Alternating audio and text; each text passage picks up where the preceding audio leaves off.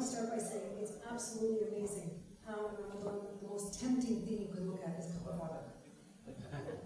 I've been looking at that cup of water and it's so tempting.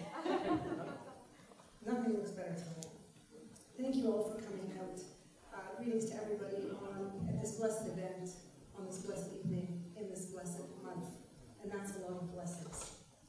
I want to thank my hosts, Dr. Hisham, Dr. Ahmed. Although honestly, when he saw me this morning, he paid me a great compliment in the spirit of Ramadan. He looked at me and said, "You look a lot older than the picture you submitted." So my speech is going to go on until sunrise. I would like to thank Dr. Salver for initiating the communications, Dr. Anas in the UK for guiding the publication of the book, Shiraz for being an amazing editor, the entire IIIT family, and Inga. Where's Inga? And Inga. Thank you very much for all of your efforts in this event. So today we're here to commemorate the life of Dr. Jamal, a man I did not have the privilege of meeting, yet his legacy impacted my life after 2015. A person's legacy in Islam is defined by their contribution to three things, according to a prophetic narration. And I was so worried when Dr. Hisham was talking about all of his prophetic narrations that he'd cover mine. But this one goes like this. A person's legacy is determined based on three contributions. A charitable act that keeps giving, knowledge that contributes to the betterment of humanity and the world, and a good child that prays for them and carries that legacy of goodness. I believe that Dr. Jamal's life fulfilled all three elements. His foresight allowed us at Maqasid Institute, for instance, to found a Master of Arts program at the International Peace College of South Africa, which has just been accredited by the South African Ministry of Education. Through IIIT's London office, I was able to publish this venture in Islamic studies. But even more dear to me is the privilege of working with one of his sons, Dr. Zaid Barzenji, who is our executive director. In addition to an uncanny resemblance to Dr. Jamal, Zaid also continues his legacy of generosity and vision. Tonight I thought, what can I do to keep you awake in this last hour before iftar, where our stomachs are growling and we're bound to feel sleepy? So I thought I would turn my talk into a little bit of a story. It's a little bit of a personal story that I could probably back with evidence, but let's just leave evidence for tonight. And since it's not a mystery tale, let me start by giving you my conclusions. But before we do that, I want to tell you what I mean by Islamic studies. You've read the title of what I'm going to talk about today, The Challenges of Islamic Studies and the Quest for Guidance and Governance. So Islamic studies, to me, in the context of tonight's presentation, occurs at the nexus between personal devotional practice and academic study of Islamic sources. Of course, these two can be considered separately, as they are in cultural studies, and that's very important because of the discipline that forms the foundation of religious literacy. But if we're going to renew the religion, if we're going to renew the faith, if we're going to write seminal works, we have to combine the two. And I don't think they're separable.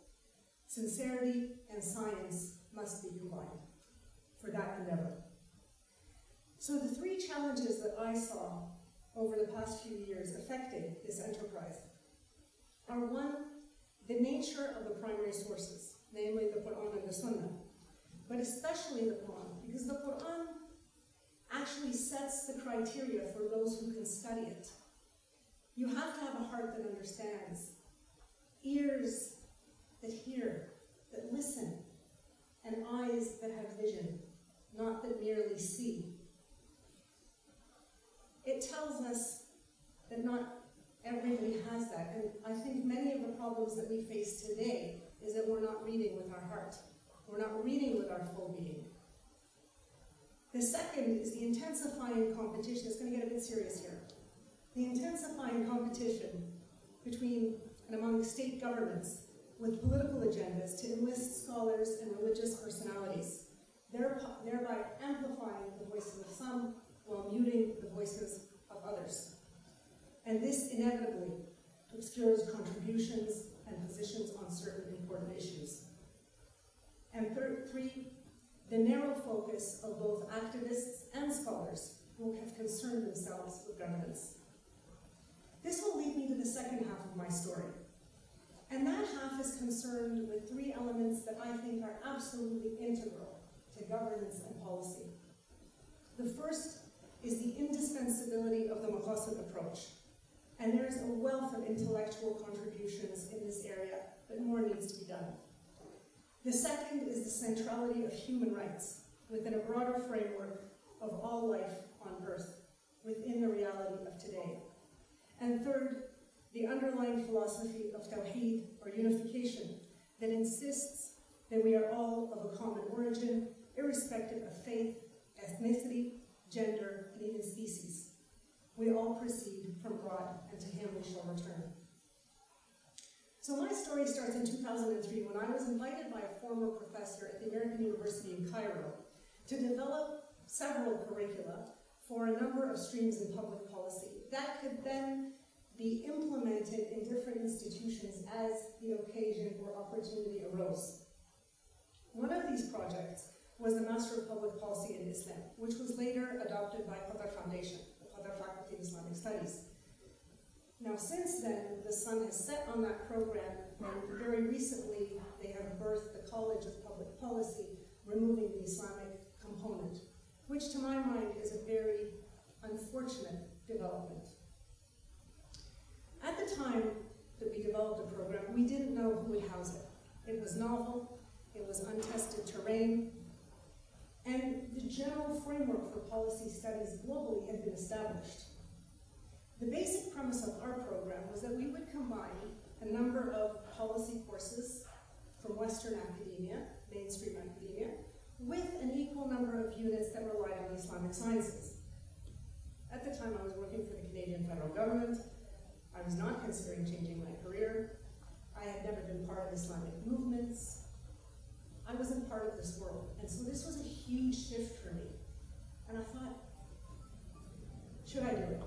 In the end, I ended up taking a break from the federal government without really resigning, because I was interested in the fact that there didn't appear to be enough research or benchmarks for that movement that we were seeing towards Islamic parties, particularly in the Middle East, gaining power. And so how are we going to reference, how are we going to measure their claim to being Islamic if we didn't have research and teaching and indicators that would help us do that? And that's where my interest came, and that's where I thought, this is worthy of a career change. So I left science and technology and intellectual property policy, and I moved into the world of Islamic studies. The good news is that we eventually found an educational institution that would house the program. The not so good news was that our approach did not yield the anticipated results. I soon discovered that the Islamic scholarship that was available, that was relevant to this field, with the exception maybe of Islamic economics and finance, had been largely produced in a different era, dealt with very different problems than the ones we were facing today, or if it was contemporary, it was still based on a very archaic foundation, and so it was kind of like in a straitjacket. Now, those familiar with policy studies know that they are characterized by four main criteria. They're problem-focused, they're multi-method, they're multidisciplinary, and they're context-oriented. So we needed to produce new works that accounted for these characteristics and that required more sophisticated approaches than simply combining mainstream studies with marginal Islamic ones.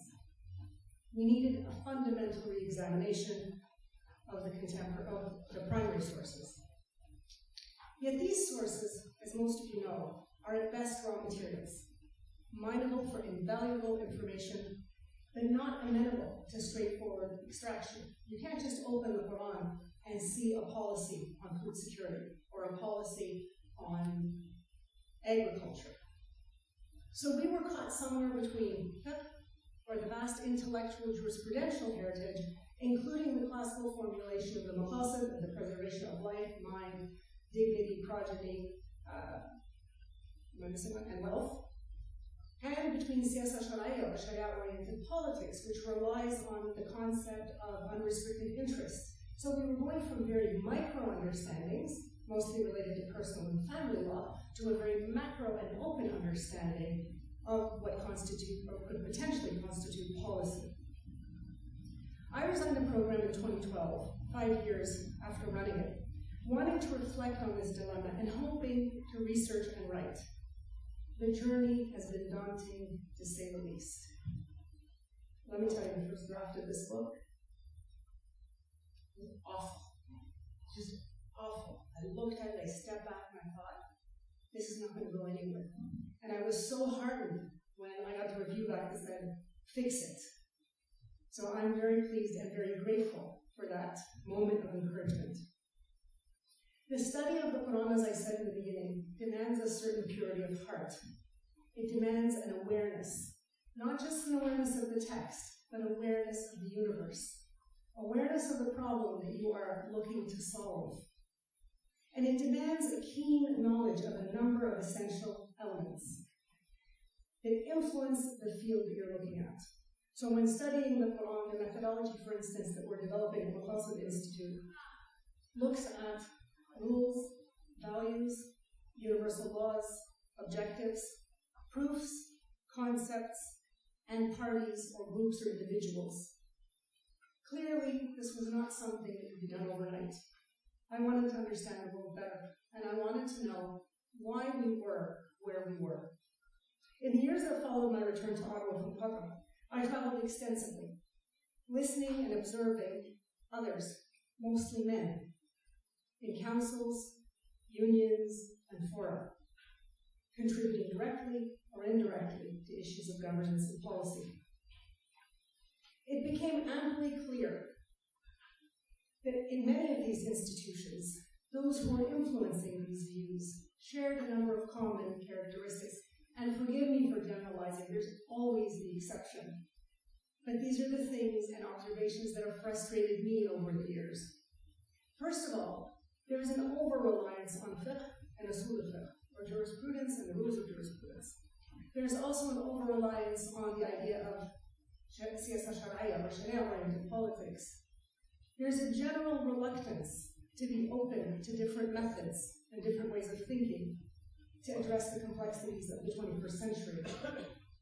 Few, if any, I realized, have formal training in governance and policy, including institutions, actors, and ideas that shape specific policy fields.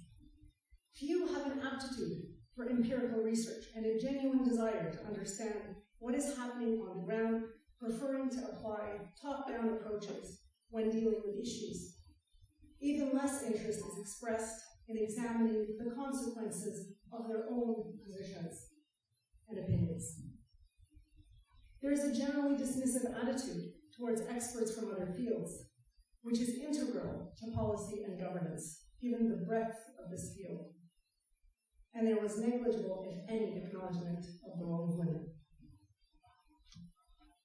Compounding these problems is the intensifying competition among state governments to attract, promote, and by extension, secure certain scholars and organizations.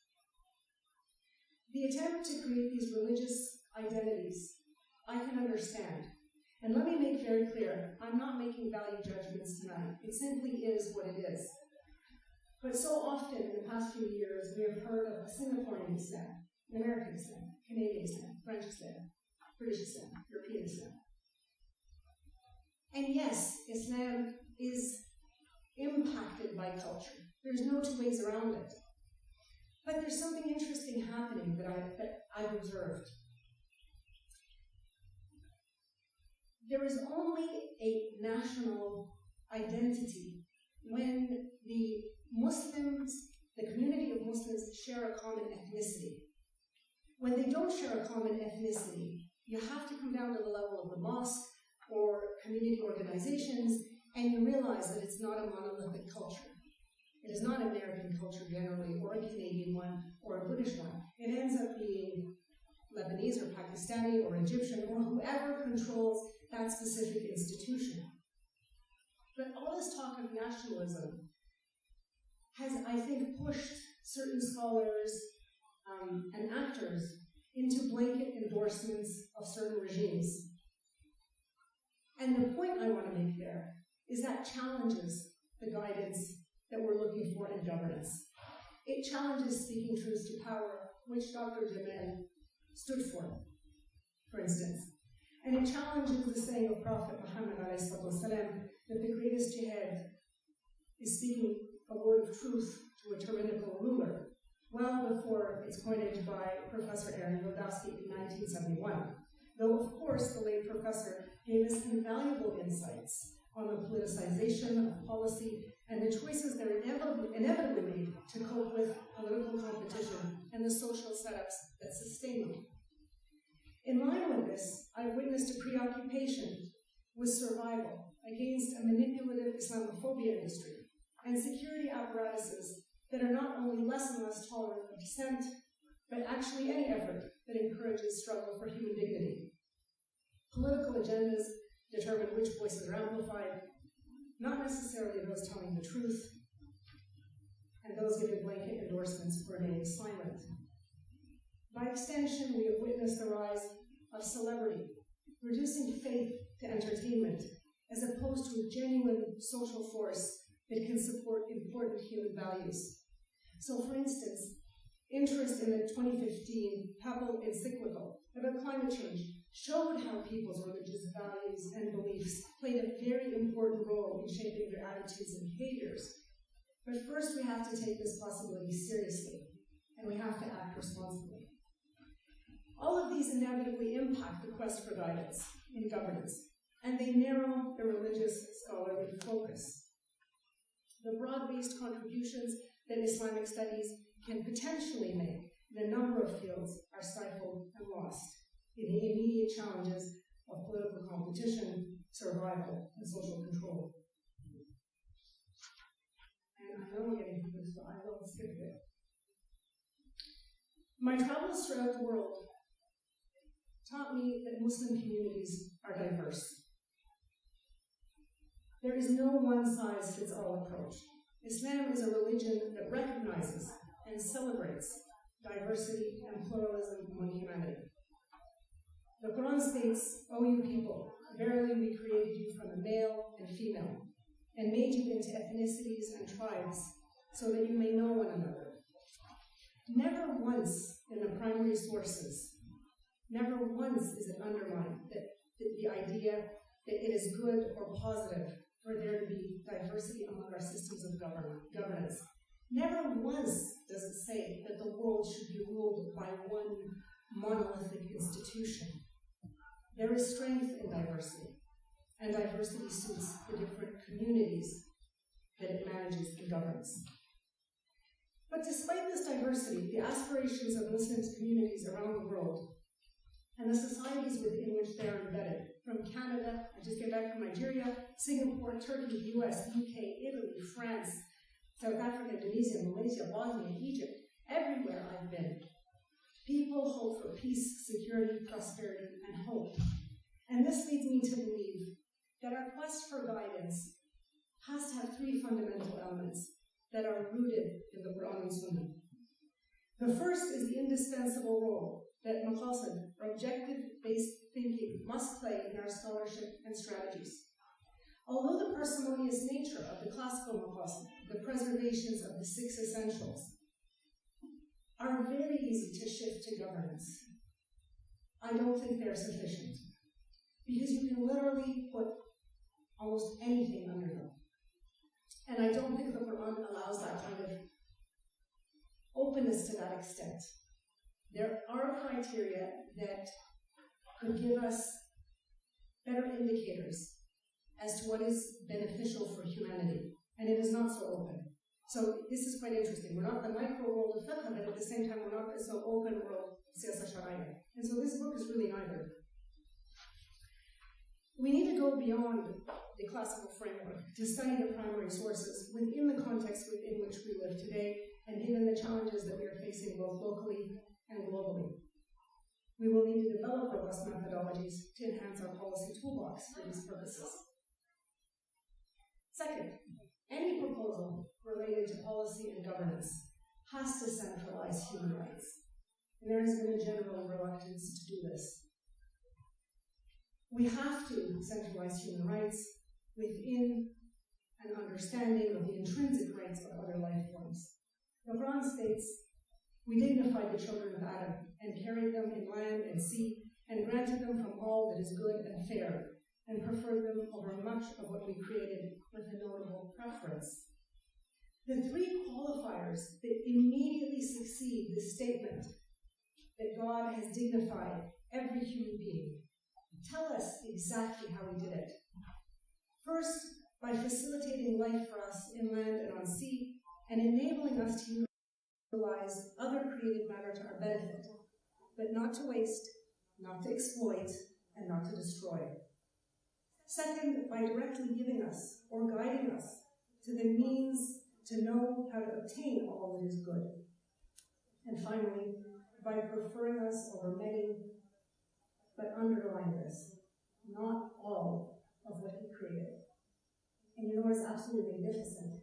He doesn't tell us what that other is. We have no idea. And that is the most incredible thing, because it should humble us. These three privileges underscore how the divine honored all human beings. But they point to a very important fact. Human dignity is not an unqualified event. It is an achievement. When we say that human beings are dignified, we must achieve it. It is not just a word, it is not a statement. We have to honor the meanings in their entirety through education, beneficial trade and investment, health, nutrition, innovation, arts and entertainment, and peaceful coexistence. In other words, all the activities that give meaning to the concept of human dignity for all human beings. We also have to realize the rights of other creatures. In the Quran and Sunnah, we are taught the value of creation is not subject to human calculation or human needs, but rather is intrinsically valuable in and of itself. You just have to look into the deep sea oceans. You have to look and see the beauty that's down there. Some people could live their whole life and not know. It is there for itself.